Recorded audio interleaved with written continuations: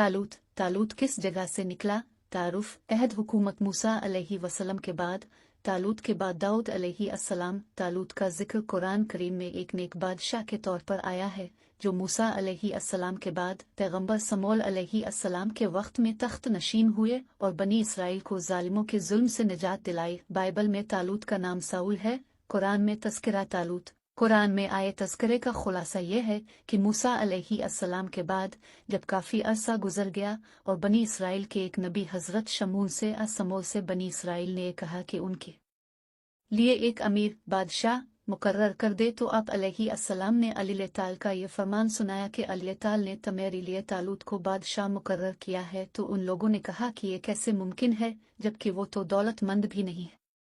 तो आप अलैहि अस्सलाम ने फरमाया कि अली जिसको चाहता है अपना मुख दे देता है। चुनांचे जब अलीताल के फैसले के मुताबिक तालूत बादशाह बन गए और अपनी फौज के साथ जंग के लिए रवाना हुए, तो अलीताल ने फरमाया कि अलीताल उनका एक नहर पर इम्तिहान लेंगे। चुनांचे अल्लाह ताला ने इम्तिहान लिया, जिसमें बहुत कम लोग कामयाब हुए।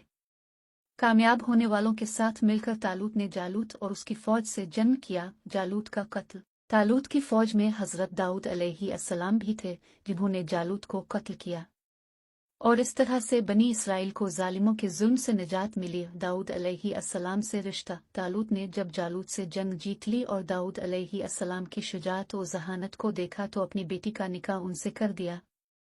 इस तरह हज़रत दाऊद अलैहि अस्सलाम तालूत के दामाद हुए। तख्त व ताज।